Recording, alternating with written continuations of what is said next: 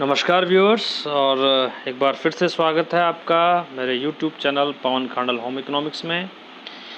उम्मीद करता हूं कि आप सबकी जो होम स्टडी है, घर पर जो आप तैयारी कर रहे हैं, वो अच्छी चल रही होगी।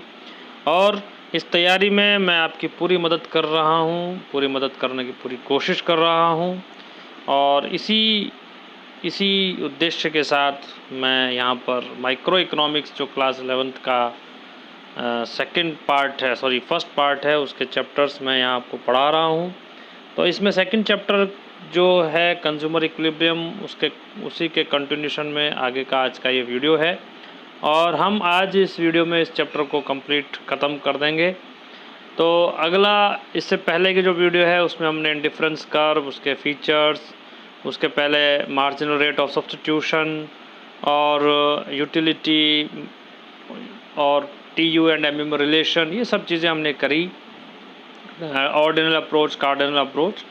तो अभी जो हमारी अप्रोच चल रही है वो ऑर्डिनल अप्रोच चल रही है। और ऑर्डिनल अप्रोच के केस में ही हम आगे का कुछ कॉन्सेप्ट लेते हैं। तो एक कॉन्सेप्ट हमारा आता है यहाँ पर निकल के, वो है बजट सेट। अब आप देखिए यहाँ पर कि बजट सेट क्या है, what is the budget set.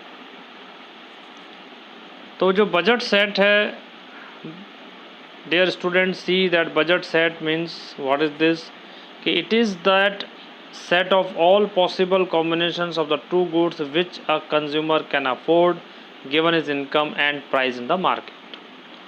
एक कंज्यूमर के पास एक सर्टेन इनकम है और उस सर्टेन इनकम में वो टू गुड्स की कितनी क्वांटिटी, डिफरेंट जो उसके बंडल्स हैं, या how many goods he can afford on the given price of these two commodities, that is called the budget set। यानी कि वो दो commodities को अगर ख़रीदता है मार्केट से on the given price और with his given income, तो उस given income में उन दो commodities की कितनी क्वांटिटी के डिफरेंट कॉम्बिनेशंस वो कंज्यूमर ख़रीद सकता है। वो जो डिफरेंट कॉम्बिनेशंस हैं, वो जो डिफरेंट पॉसिबल कॉम्बिनेशंस हैं, they are called the budget set. I hope आपको समझ आ गया होगा, नहीं तो आगे हम इसको और एग्जाम्पल से समझाएंगे।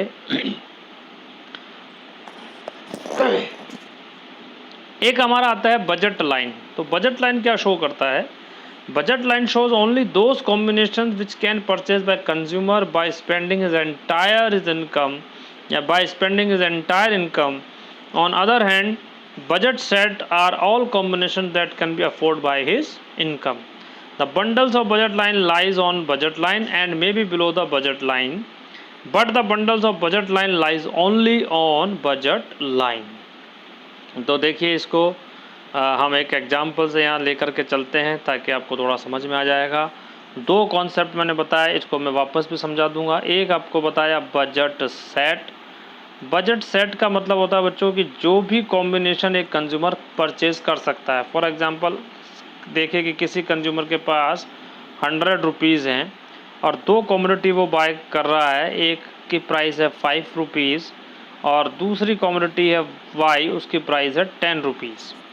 अब इस 5 गिवन रुपीज़ 5 और गिवन रुपीज़ 10 पर आउट ऑफ दिस 100 रुपीज़ वो कंज्यूमर कितनी क्वांटिटी खरीद सकता है? मान लीजिए एक वो खरीद सकता है एक्स की, प्लस अगर वो एक एक्स की खरीद सकता है तो यहाँ पर आई थिंक 9 जो है 9 वो खरीद सकता है वाई की। एक्स से सपोज करिए 2 खरीदता है तो वाई की खरीद सकता है वो 8, है ना, 8 खरीद सकता है।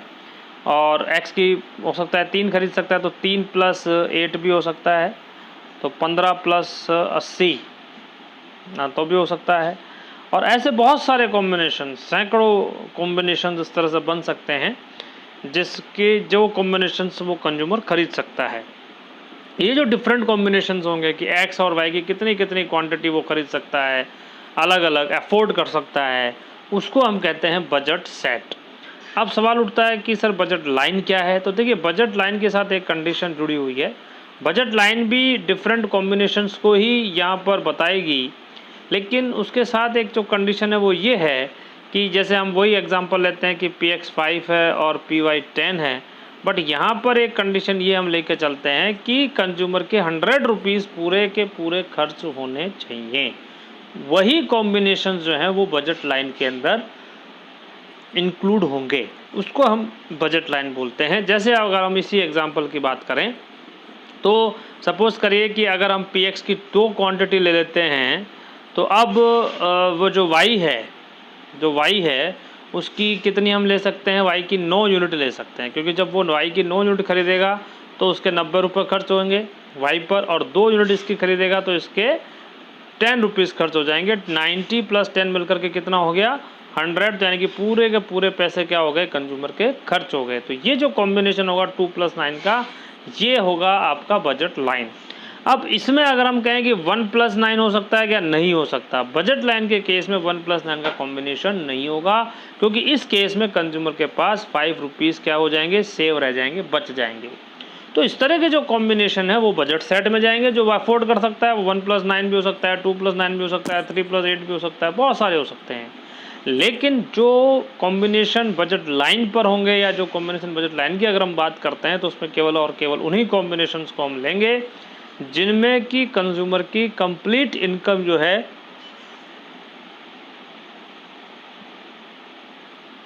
कंज्यूमर की पूरी इनकम जिसमें क्या हो जाए, खर्च हो जाए, वही हम इसके अंदर लेंगे। तो आई होप कि आपको बजट सेट और बजट लाइन का जो मीनिंग है वो समझ आ गया होगा। एक बार वापस से आप इसको पढ़ेंगे तो हम उसको समझ सकते हैं ज़्यादा अच्छे से कि budget line shows only those combination.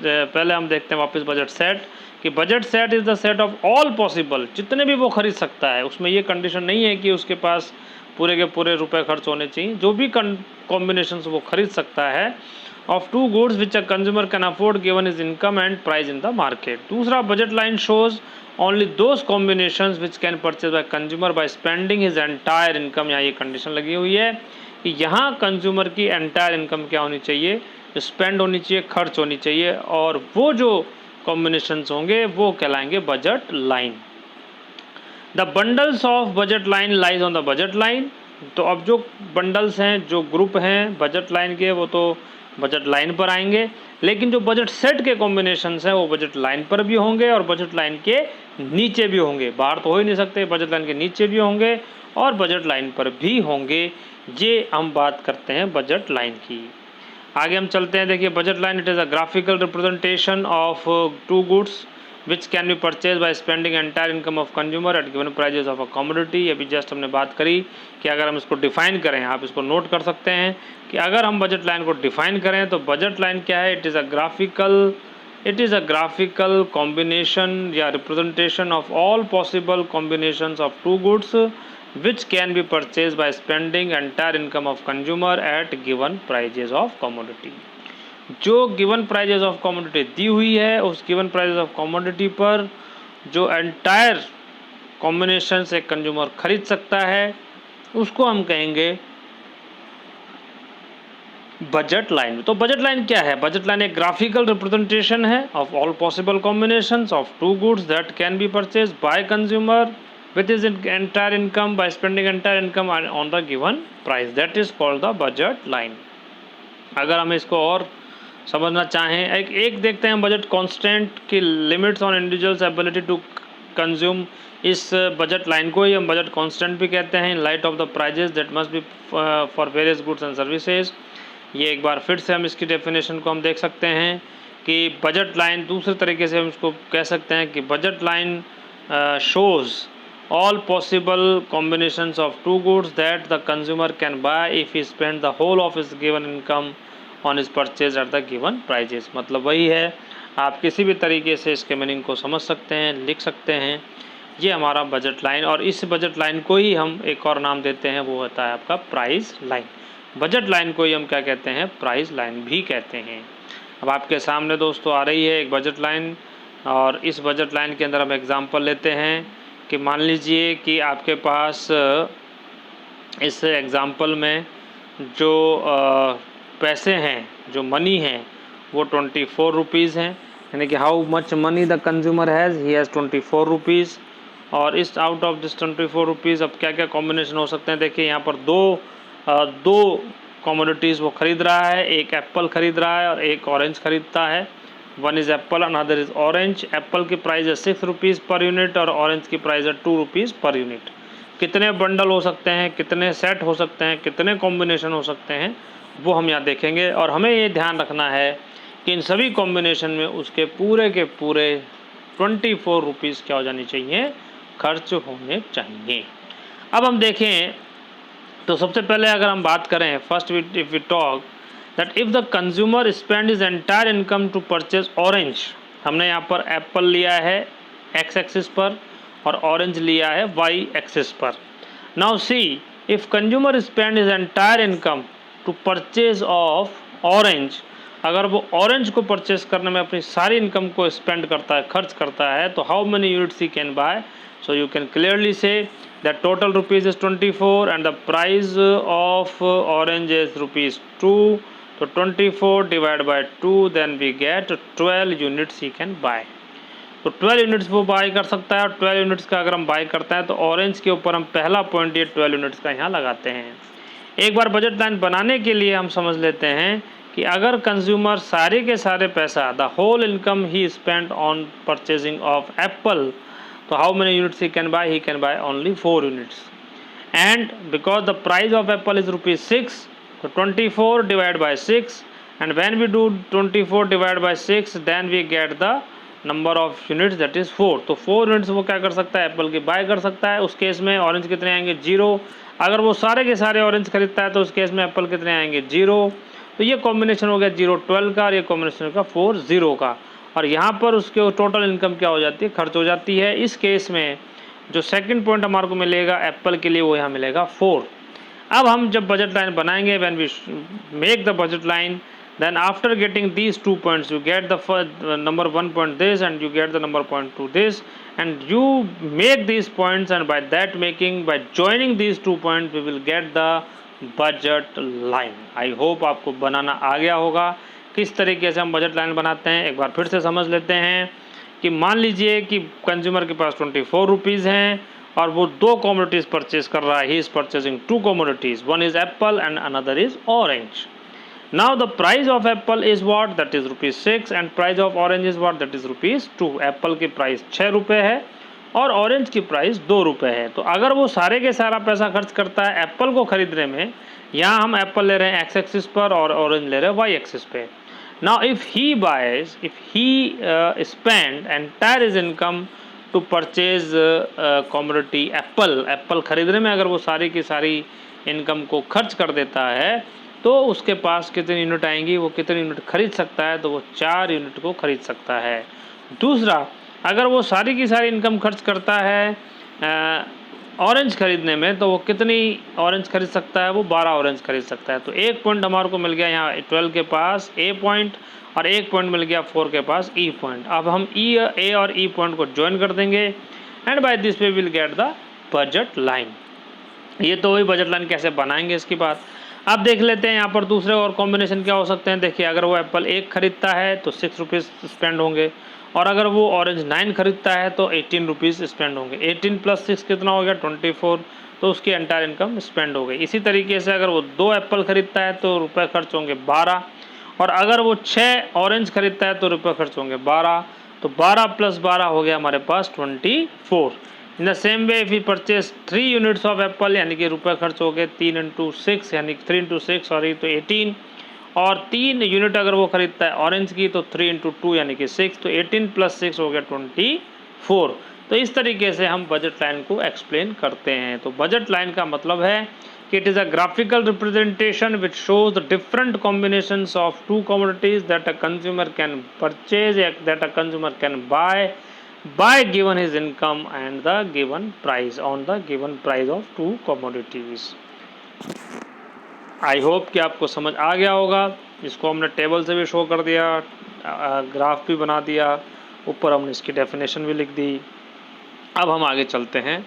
देखिए, बजट लाइन का एक स्लोप की हम बात कर लेते हैं कि what is the slope of budget line. तो the slope of is the negative of the ratio of the pieces of 2 goods. The slope indicates the rates at which the 2 goods can be substituted without changing the amount of money spent. आगे मैं और इसको detail में यहाँ जो इसका budget line का slope है, इसको मैं एक्सप्लेन करूँगा। अब आ जाता है आपका एक और चीज़ करते हैं, वो आती है बजट इक्वेशन। तो now see what is a budget equation. कई बार ये क्वेश्चन पूछा जाता है कि बजट इक्वेशन क्या है। तो जो बजट लाइन है उसका जो एल्जेब्रिक एक्सप्रेशन है बच्चों, उसी को हम बजट इक्वेशन बोलते हैं। तो it is a algebraic expression of budget line which shows different combinations of two goods which can be purchased by spending entire income of consumer at given price of commodity।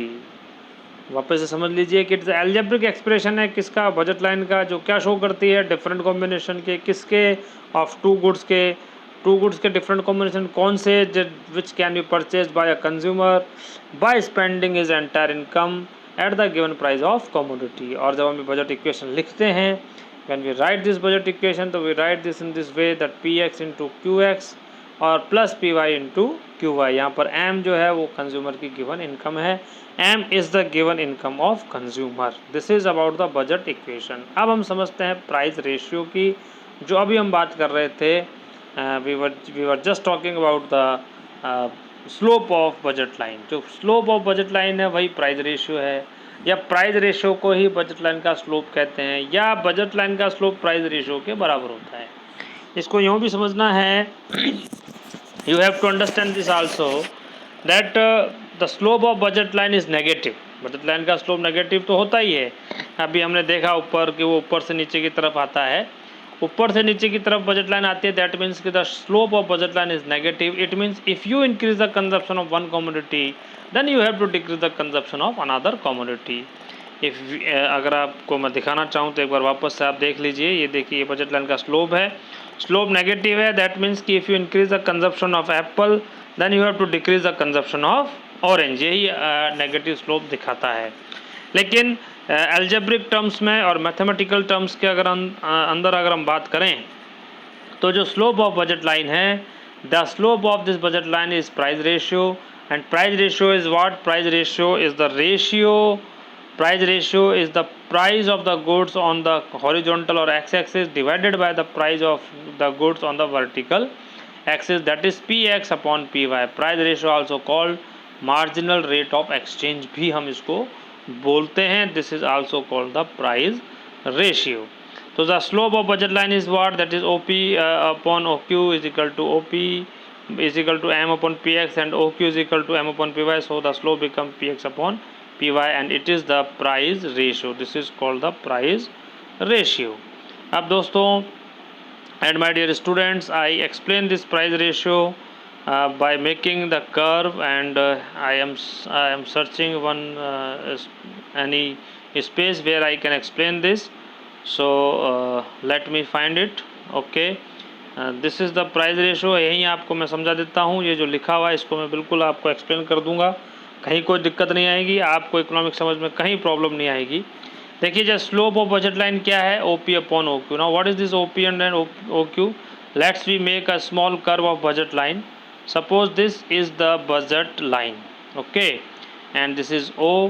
Hair we are taking commodity X, here we are taking commodity Y, and this is your budget line. And this budget line, suppose this is P and this is Q। I think you understand। now our budget line is PQ and it shows the quantity of Y and it shows the quantity of X। यानी कि इधर हम क्या show करते हैं, इधर हम show करते हैं क्वांटिटी ऑफ Y और इधर हम शो करते हैं quantity of X। now if consumer spend entire his income then how much unit of he can buy। अगर कंज्यूमर पूरी की पूरी वो इनकम अपनी खर्च कर देता है तो कितनी क्वांटिटी वाई की वो खरीद सकता है, how many units of Y can buy. तो देखिए वो बाय कर सकता है ओ पी, क्योंकि ये क्वांटिटी को शो कर रहा है, तो यहाँ से लेकर के इतनी मैक्सिमम क्वांटिटी है वो खरीद सकता है। वो कितनी हो गई? ओ पी क्वांटिटी वो ही कैन बाय। और इधर अगर वो पूरी इनकम को एक्सपेंड कर देता है तो कितनी खरीद सकता है? वो खरीद सकता है ओ क्यू। अब आप देखिए कि जो क्वांटिटी ऑफ वाई है, अगर हम पहले लेके चलते हैं क्वांटिटी ऑफ वाई, तो क्वांटिटी ऑफ वाई को बताने के लिए ये उसकी टोटल अगर हम देखें कि हाउ मैनी इनकम, या सॉरी इधर हम देखें हाउ मैनी, उसको देखने के लिए आपको देखना पड़ेगा कि उसकी इनकम कितनी है, what is the income of consumer. तो यहाँ अगर हम देखें तो OP upon OQ, OP upon OQ is the slope अगर हम देखते हैं तो ये आपका क्या हो गया, this is what, this is theta, that is the slope. अगर बच्चे नहीं समझ पा रहे हैं तो इसको आप यहाँ पर इतना ही समझ लीजिए, ज़्यादा कॉम्प्लिकेटेड मैथमेटिक्स ना हम समझाएंगे ना हमें ज़रूरत है। आप सिर्फ इतना ही समझ लीजिए कि किसी भी ट्राइंगल के अंदर अगर हम स्लोप निकालते हैं तो वो इसी एंगल को हम देखते हैं, दैट इज़ थीटा, और थीटा जो होता है वो this line upon this line होता है। और यहाँ पर ये लाइन कितनी हो गई, OP है, और ये लाइन कितनी हो गई, OQ है। This is OP and this is OQ। I hope ये समझ में आ गया होगा। This is the slope of budget line. Now see, और मैं एक दूसरे कलर से मैं आपको यहाँ एक्सप्लेन कर देता हूँ क्योंकि जगह कम है। नाउ ये जो OP डिस्टेंस है बच्चों, ये OP डिस्टेंस क्या है, this is M upon PX। Why this is M upon PY, ये दे है M अपॉन PY, आप नोट कर लीजिए, मैं बोल रहा हूँ। This OP is what, this OP is M upon PY, this is M upon PY। M क्या है, M है उसके पास जो इनकम है, जो मनी है, दैट इज M। तो इस एग्जाम्पल में या किसी भी एग्जाम्पल को हम ले सकते हैं। यहाँ पर जो एग्जाम्पल ले रहे हैं उसमें हम बता रहे हैं कि M कितना है, 24 है, और PY कितना है, PY दैट इज़ 2 है। Then how many unit second buy, that is 12। आपको समझ में आ गया होगा। यानी कि ये डिस्टेंस निकालने के लिए आप क्या करेंगे, जो टोटल इनकम उसकी है या टोटल मनी जो उसके पास है M, उसमें जो Y कमोडिटी है उसकी प्राइस यानी कि PX का हम क्या कर रहे हैं, डिवाइड कर रहे हैं। तो ये हो गया हमारा M upon PX। In the same वे कि OQ जो क्वांटिटी है वो, मतलब अगर हम स्लोप की इसको निकालें, OQ कितना आएगा, तो वो आएगा M upon PX। M upon PX हमारा OQ आएगा, M अपॉन PX, क्योंकि M वो यहाँ पर मनी हो गया या जो इनकम उसके पास है वो है, और PX क्या है, प्राइस ऑफ X है। तो स्लोप हमने निकाला कि स्लोप तो सब OP अपॉन OQ होता है, तो ये हमने OP अपॉन OQ लिख दिया। OP की वैल्यू निकाली तो OP की वैल्यू आपके सामने क्या आ गई, M अपॉन PX आ गई, ये OP की वैल्यू आ गई। इसको थोड़ा सा आप, क्योंकि हमारे पास स्पेस कम है और during this video I can't add a new slide hair, let me check but we have to go to the PPTs, so here I cannot add the more। या एक मिनट हम देख लेते हैं, ऊपर कोई स्लाइड मिल जाएगी तो मैं आपको उसमें से और क्लियर करके समझा देता हूँ, क्योंकि ये बोर्ड थोड़ा छोटा हो रहा है। जस्ट अ मिनट, जहाँ भी जगह मिलेगी थोड़ा सा आप वेट करिए, जहाँ भी जगह मिलेगी हम आपको उसको पूरा क्लियर कट समझा देंगे, ताकि जो स्लोप ऑफ बजट लाइन है, प्राइस रेशियो है, ये कम्प्लीटली आपको, ये देखिए, हाँ वेरी गुड, यहाँ मिल गई है हमें एक स्लाइड। तो अब मैं वापस इस चीज़ को एक्सप्लेन कर रहा हूँ, काफ़ी कुछ तो आपको समझ भी आ गया होगा। एक बार फिर से हम देख लेते हैं। देखिए ये हमने बजट लाइन बनाई और इस बजट लाइन को नाम दिया PQ, और ये हमारा पॉइंट है O। बजट लाइन का जो एंगल है थीटा, और थीटा के हिसाब से क्या होता है, स्लोप होता है। तो स्लोप हमारा हो गया OP upon OQ, this is the slope. ये हमारा क्या हो गया, स्लोप हो गया OP अपॉन OQ, ये हमारा स्लोप हो गया। अब देखिए यहाँ पर जो समझने वाली बात है कि जो OP है, this OP is what, this OP is equals to M upon PY, and this OQ is what, this OQ is equal to M upon PX। ये क्यों हो रहा है, देखिए OP क्वांटिटी को शो कर रहा है किसकी, Y की, और OQ क्वांटिटी शो कर रहा है किसकी, X की। अब ये Y की क्वांटिटी कैसे निकलेगी, जो टोटल मनी है कंज्यूमर के पास, उसमें Y की प्राइस का अगर हम डिवाइड कर देंगे तो जाहिर सी बात है कि क्या आ जाएगा, तो क्वांटिटी ऑफ Y आ जाएगा, और वही हमने निकाला, इसको हमने लिख दिया M upon PY। In the same वे अगर वो X की क्वांटिटी निकालता है तो X की क्वांटिटी निकालने के लिए जो टोटल मनी वो कंज्यूमर खर्च कर सकता है, दैट इज़ M, उसके अंदर जो प्राइस है PX, वो हम क्या कर देंगे, डिवाइड कर देंगे। अब ये हमारा थीटा फार्मूला है स्लोप का, उसको हमने एक्सपेंड कर लिया, M अपॉन PY हो गया, divide by M upon PX हो गया। इसको सॉल्व करेंगे तो जो स्लोप आएगा, ये स्लोप हमारे पास आ जाएगा px अपॉन py, और ये जो स्लोप है px अपॉन py, यही क्या होता है, बजट लाइन का स्लोप होता है। इसी को हम क्या कहते हैं, प्राइस रेशियो कहते हैं। This is called the price ratio. I think आपको समझ आ गया होगा।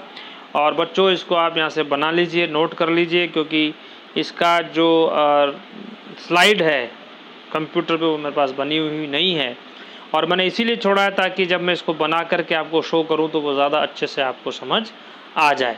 तो आई होप कि आपको ये समझ डेफिनेटली आ गया होगा। अब हम वापस आगे चलते हैं, और ये जो हमने बताया that is about the price ratio.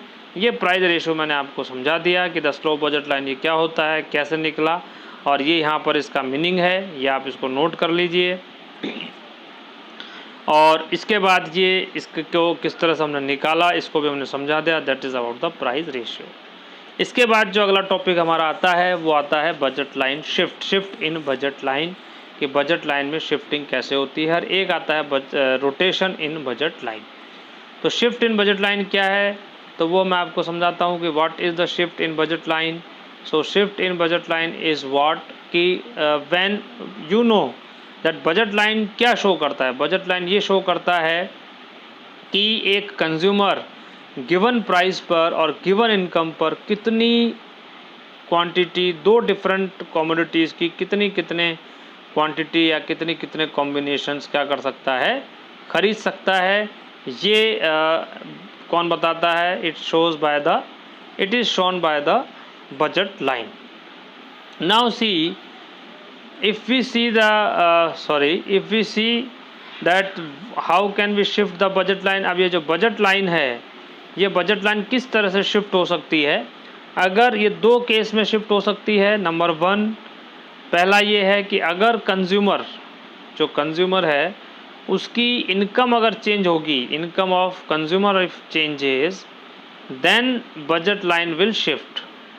If income of consumer changes then budget line will shift. और दूसरा, if the price of both goods changes, तो भी बजट लाइन शिफ्ट होगी। बजट लाइन शिफ्ट होने का मतलब यहाँ पर यह है कि either the budget line shift right hand side और budget line shift in the left hand side. अब कब राइट हैंड साइड शिफ्ट होगी, if income of consumer rises या increases, then the budget line shift towards upwards direction, and if income of consumer decreases then budget line shift towards downward side। अगर budget line shift होगी right hand side में, if in budget line shift if income rises then budget line shift right hand side, and if income decreases then budget line shift towards left hand side, because if income rises then consumer can buy more commodity of both the more units of both the commodity, और अगर वो income कम हो जाएगी तो consumer can buy less unit of both the commodity, and in both the case the budget line will shift either right hand side और left hand side. The second thing is कि अगर दोनों commodity की price एक साथ change हो जाती है तब भी बजट लाइन राइट और लेफ्ट में शिफ्ट हो सकती है। अब कैसे राइट में वो शिफ्ट होगी, अगर दोनों कमोडिटी की प्राइस डिक्रीज होती है, दैट मीन्स कि now consumer can purchase more unit of both the commodity, तो बजट लाइन शिफ्ट होगी राइट हैंड साइड में। If the price of both the commodity increases, in that case consumer can buy less unit of both the commodity, then budget line shift left hand side। So students, you can see I will show it in a slide। एक हम इसको बना करके दिखा देते हैं ताकि आपको ये जो शिफ्टिंग है वो समझ में आ जाए, क्योंकि यहाँ पर केवल इस तरह से लिखने से बोलने से समझ में नहीं आएगा। तो हम इसको यहाँ बना के दिखाते हैं कि किस तरह से बजट लाइन शिफ्ट हो रही है। देखिए कि ये हमने एक बजट लाइन बनाई और ये आपका एक्स एक्सिस है, ये वाई एक्सिस है। हम यहाँ पर लेते हैं, जैसे हमारे एग्जांपल में एप्पल ले रहे हैं तो हमने एप्पल ले ली, और इधर हमने ऑरेंज ले ली। ये आप इसकी पूरी स्पेलिंग लिख लीजिएगा। मेरे पास जगह कम है इसलिए मैं इसको कम लिख रहा हूँ। थोड़ा सा अगर मैं चाहूँ तो इसको बड़ा कर लेता हूँ स्क्रीन को, ये देखिए। लेकिन अगर स्क्रीन बड़ा करते हैं तो फिर ऊपर की चीज़ कट जाती है। Okay, now see this is your budget line. Now if the income of consumer increases so he can buy more Apple. ये मैं इसको दिखा रहा हूँ, ये हमारा है P1Q1। और अब मैं लेता हूँ आपके जो शिफ्टिंग है उसको थोड़ा सा, इसमें आप देखिएगा ये पैरेलल शिफ्ट होगी। आप इसको पैरेलल बनाइएगा, हमारे इसमें इतना पैरेलल नहीं बन पा रही है, तो आप इसका ध्यान रखिएगा कि बिल्कुल स्ट्रेट होगी और पैरेलल होगी। ये P और ये Q है। अब बच्चों इसको समझने के लिए समझिए कि इनिशियल जो बजट लाइन है वो है PQ। अब पहले कंज्यूमर जो है जब उसकी इनकम कुछ भी थी, कम थी, तो उस केस में कंज्यूमर X की तो खरीद पा रहा था OQ क्वांटिटी और Y की खरीद पा रहा था OP क्वांटिटी, या एप्पल खरीद पा रहा था OQ और ऑरेंज खरीद पा रहा था OP। अब उसकी इनकम क्या हो गई? Now his income has increased. Income increase होने के वजह से वो क्या कर पाएगा? एप्पल की क्वांटिटी भी now he can buy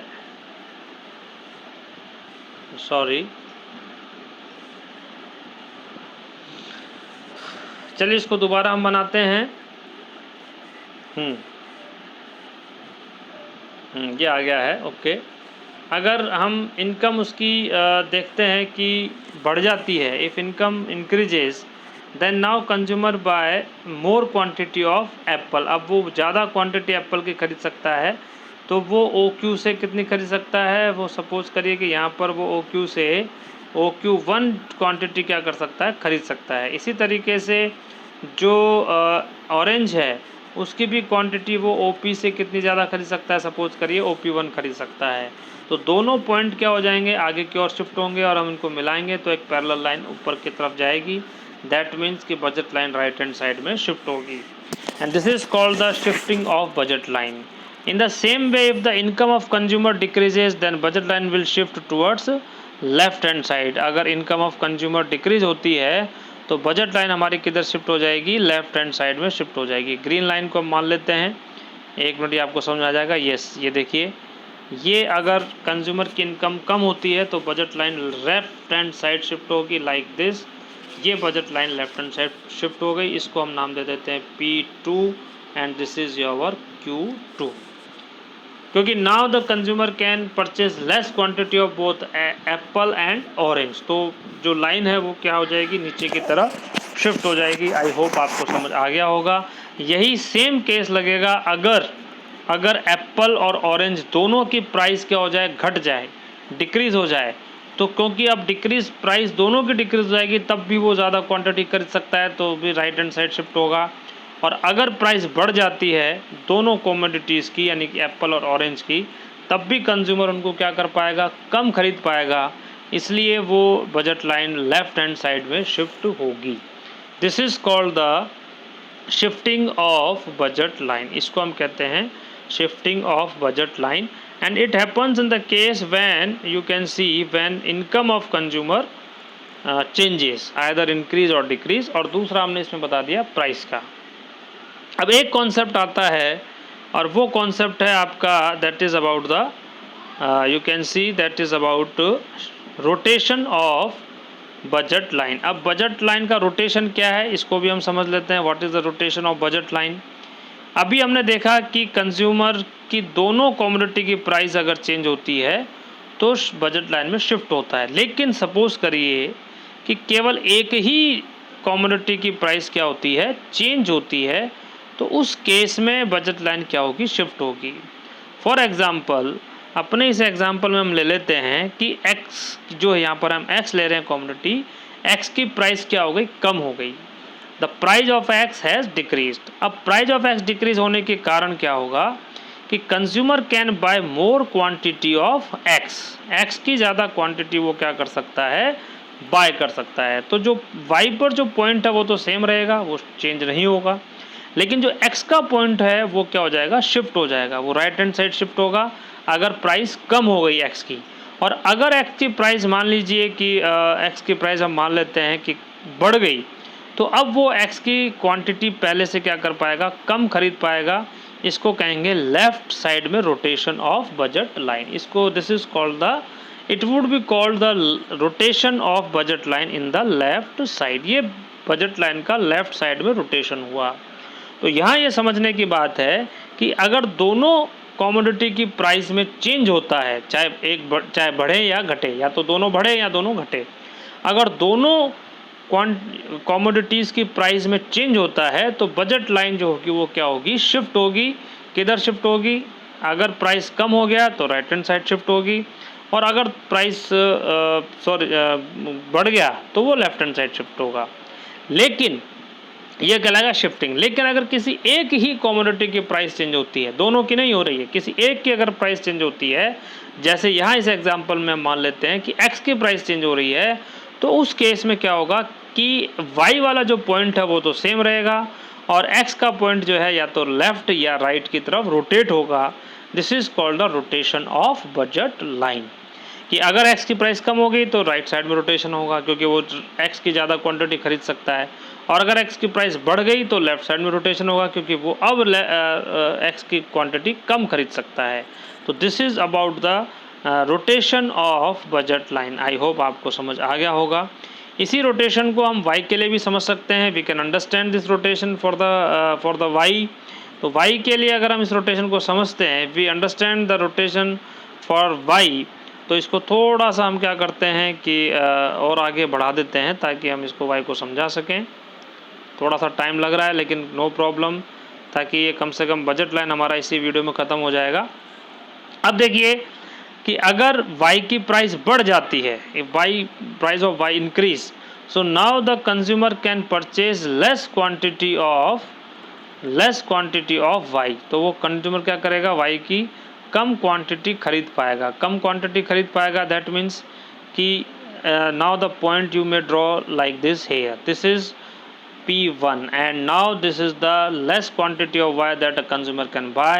This is called the rotation of budget line. And on the other hand, if you see, if the price of X